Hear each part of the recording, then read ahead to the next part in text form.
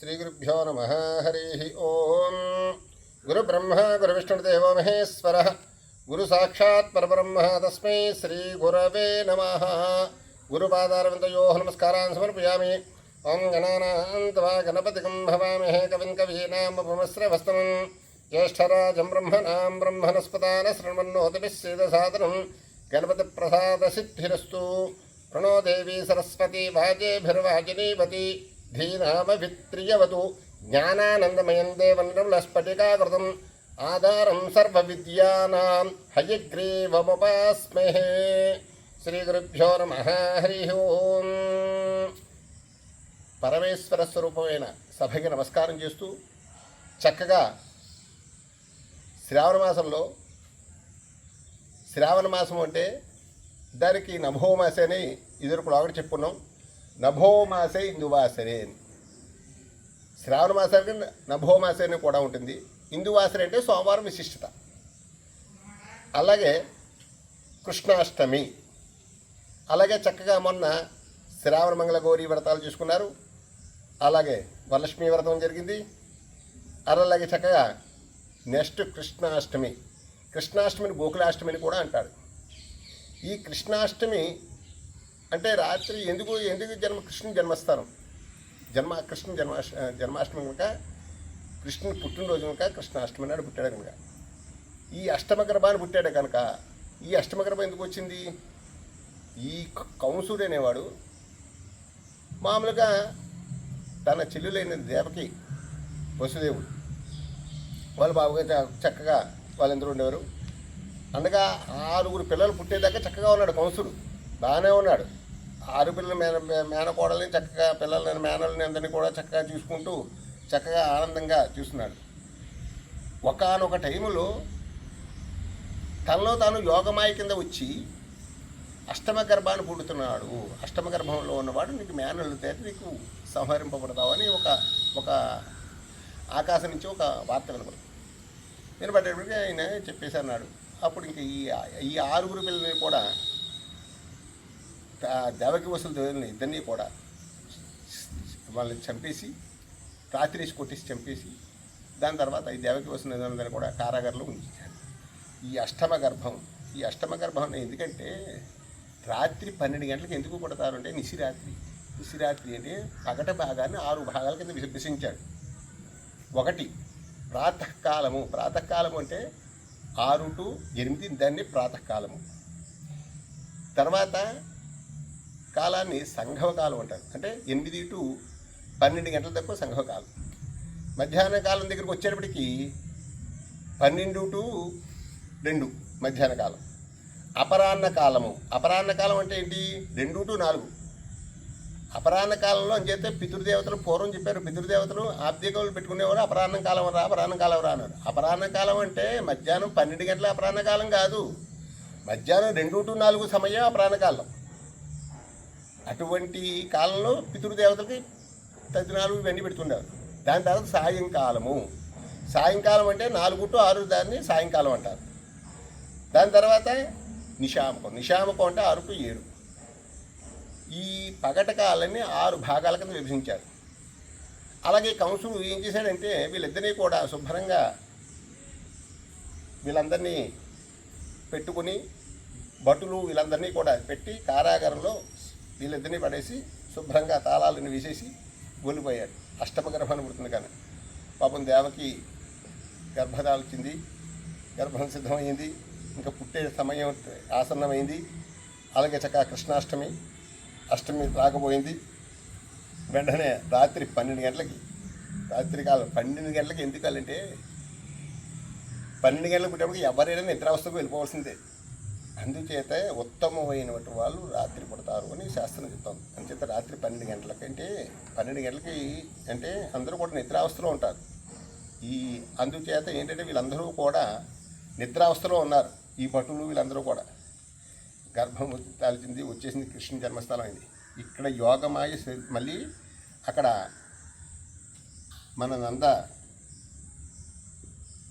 ఇక్కడ దేవకీ వసుదేవులకేమో అష్టమ గర్భాన్న కృష్ణుడు పుట్టాడు. అక్కడ యశోదానందులకేమో యోగమాయ అనేటువంటి ఆడపిల్ల పుట్టింది. అప్పుడు ఈ కృష్ణుడు పుట్టిన వెంటనే మహానుభావుడు, ఆయన తెలియదేంటి, ఈ లోకం అంతా నీడినవాడు, తెలియనివాడు, 14 లోకాలకి తెలిసినవాడు, మనకేం తెలుసు. అటువంటి గర్భాన్ని పుట్టాడు కనుక చక్కగా పుట్టినప్పుడు ఆ రూపాన్ని చూసేప్పటికే వసుదేవుడికి ఒక్కసారి అబ్బా ఎంత బాగున్నాడో అని చెప్పేసి అంటున్నాడు ఆయన. అప్పుడు ఈ ఆయన చెప్పాడు, నన్ను తీసుకువెళ్ళి ఆ యశోద ఇంటి గర్భాన్ని ప్రవేశపెట్టమని చెప్పాడు. ఆ యశోద ఇంటికి తీసుకెళ్ళేప్పటికి అప్పుడు ఈ యొక్క తాళాలన్నీ కూడా బద్దలై వెళ్ళిపోయి యమునా నది వాసుకి అంటే కికారంజల్లా మేఘం పెట్టేసింది. ఇంకా సన్న చినుకు పడుతోంది. యాయంద్ర నీలాయతాహ అన్నట్టుగా ఆకాశం అంతా కూడా కికారంజల్లా మేఘం పట్టేసి చక్కగా సన్నటి చినుకు పడుతోంది. చక్కగా చల్లని ప్రదేశంలో ఈ కృష్ణుడి ఒక బుట్టలో పెట్టుకుని తట్టలో పెట్టుకుని తీసుకుని వెళ్ళి అప్పుడు వాసుకి అంటే సర్పం కూడా చినుకు పడుతుంటే వెళ్ళి కప్పిందన్నమాట. అక్కడ వాసుకి కప్పి అప్పుడు తీసుకుని వెళ్ళి యమునా నది దారిచ్చింది.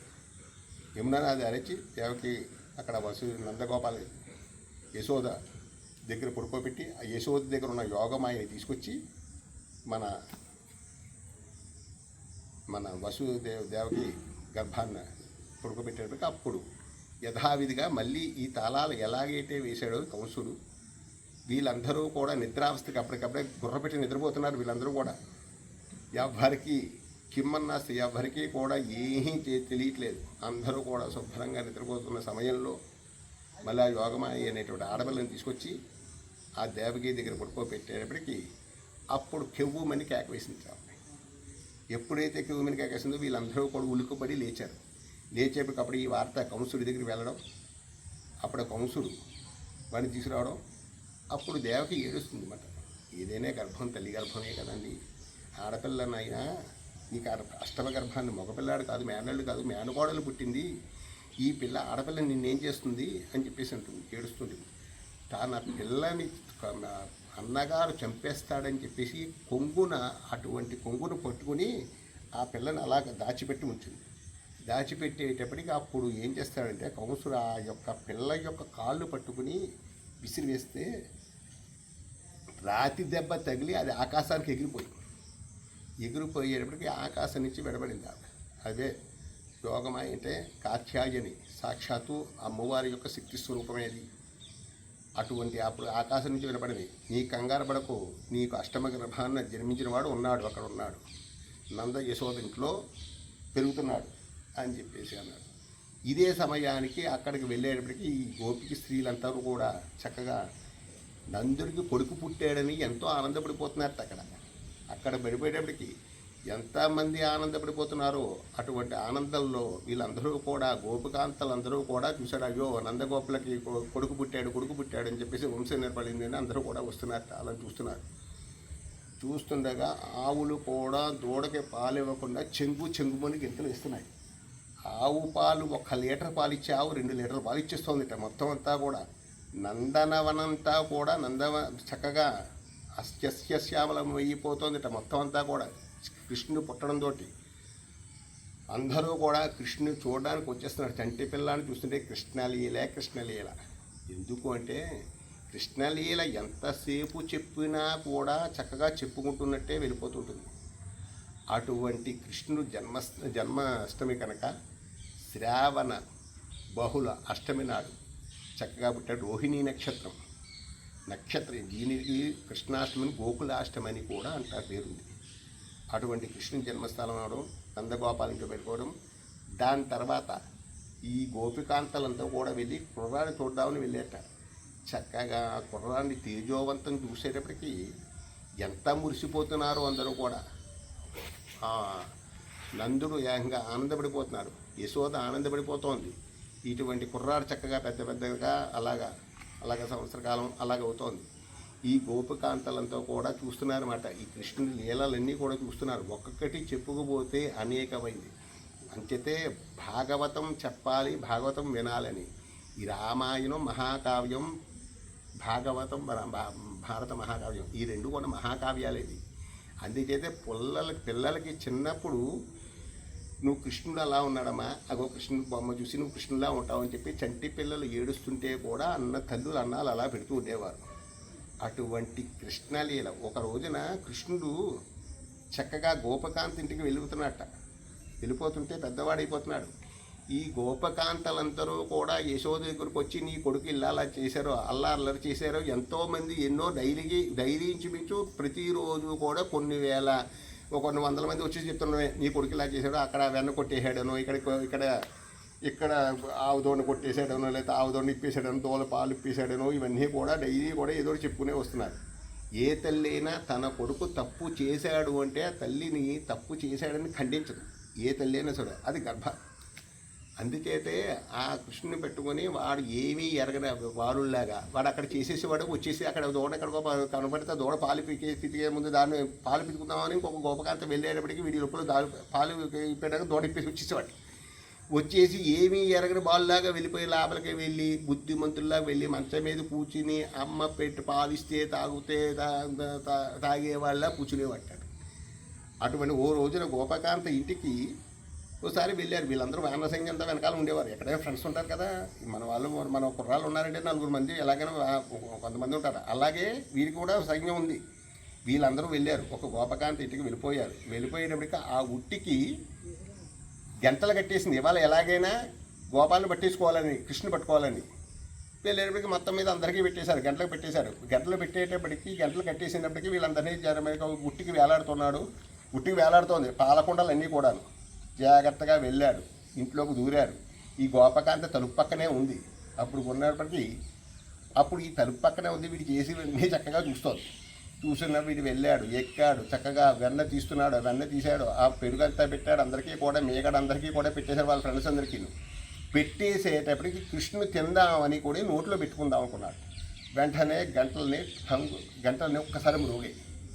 ఎందుకు గంటలు మ్రోగాయి అన్నారు. దానికి సంబంధం అదే. మహావిష్ణు స్వరూపం కనుక ఆయన మహానుభావుడు, ఆయన దేవత.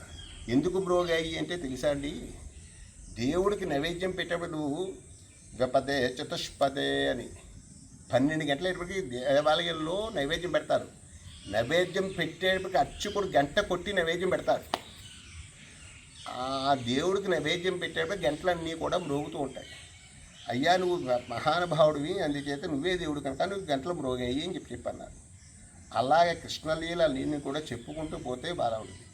అలాగే ఈ గోపకాంతలందరూ కూడా ఎప్పుడైతే యశోద దగ్గర ఎప్పుడైతే కృష్ణుని జన్మ అయిందనో తెలిసిందో వాళ్ళందరూ కూడా అక్కడ ఉట్టి కింద కట్టి చక్కగా ఉట్టి కొట్టుకుని ఆనందంతో ఉన్నారట. ఎందుకని అక్కడ ఎంతో నందనవనం అంతా కూడా ఇంకా చెప్పకోకలేక ఇంకా దానికి ఏం చెప్పడానికి వీలు లేకుండా ఉందిట. ఆ గొల్లలందరూ కూడా ఆవులు, గేదెలు పాలు శుభ్రంగా పాలు ఇచ్చేస్తున్నాయి. ఎన్ని పితికినా కూడా ఆవు పాలు అలాగే వచ్చుతూనే ఉన్నాయి. ఆవులు ఇంకా అసలు ఎన్ని పాలు ఇస్తున్నాయి వాటికి తెలియట్లేదు. దోళ్ళ చెంగు మరి గంటలు వేసేస్తున్నాయి. ఎంతమంది కృష్ణుని దగ్గరికి వచ్చేస్తున్నాయంటే ఆ గోపకాంతలు కృష్ణుడు వెళ్తున్నాడంటే దోళ్ళని కూడా పక్కన వచ్చేస్తున్నాయి. ఆవుదోళ్ళు అన్నీ కూడా ఎప్పుడైతే వచ్చేస్తున్నాయో ఇవన్నీ చూస్తున్నప్పటికీ వాళ్ళందరికీ కూడా ఆనందంగా కలుగుతుంది. కృష్ణుడు ఎప్పుడు వెళ్తున్నాడో ఎప్పుడు చూద్దామా కృష్ణుడు అని చెప్పి అందరూ కూడా చూస్తున్నారు. గోపకాంతలు అందరూ కూడాను అటువంటి కృష్ణుని జన్మం అయ్యేటప్పటికీ చక్కగా ఈ గోపకాంతలు అందరూ కూడా ఎప్పుడైతే నందగోపాల ఇంట్లో కృష్ణుడికి పెట్టాడో అప్పుడు ఉట్టి కొట్టారు. అంటే ఈ ఆనందంతో నందుడికి కొడుకు పుట్టాడనే ఆనందంతో ఉట్టి కొట్టి అక్కడ ఉట్టి కొట్టడం అప్పటి నుంచి వచ్చింది. అంటే కృష్ణాష్టమి నాడు ఉట్టి కొట్టడం అనేది అది అప్పటి నుంచి వచ్చిన ప్రాచీన ఆచారం. ఇది నేను చెప్పిన శాస్త్రం కాదు, నేను చెప్పిన మాటలు కాదు, ఇవన్నీ శాస్త్రం చెప్పిందే. ఇదంతా పెద్దవాళ్ళ పూర్వీకులు అందరూ చెప్తూ వచ్చినవే. అటువంటి కృష్ణాష్టమి రోజున జరగడం అంటే కృష్ణాష్టమి జన్మమైంది చక్కగా. అందరూ కూడా కృష్ణుని యొక్క ఆరోగ్యం, ఐశ్వర్యం, ఆ యొక్క విధానం మీకు అందరికీ ఐశ్వర్యంతో ఉండాలని కోరుతూ ఈ కార్యక్రమం ఇంతటితో సమాప్తం చేస్తుంది. అలా కోనసీమలో ఈ యొక్క మా ఛానల్ చక్కగా చేస్తున్నాం. మా ఛానల్కి నచ్చిన వాళ్ళందరూ కూడా సబ్స్క్రైబ్ చేయవలసిందిగా కోరి ప్రార్థిస్తున్నాం. చక్కగా సబ్స్క్రైబ్ చేసుకుంటే ఇంకా మేము ముందుకు వెళ్ళడానికి ఇలాంటి వీడియోలు అంటే దేవతా సంబంధమైనటువంటి వీడియోలు పెట్టడానికి మేము ముందుకు వస్తుంటాం. అందుచేత అందరూ కూడా సబ్స్క్రైబ్ చేయండి, మమ్మల్ని కొంచెం ముందుకు నడిపించండి.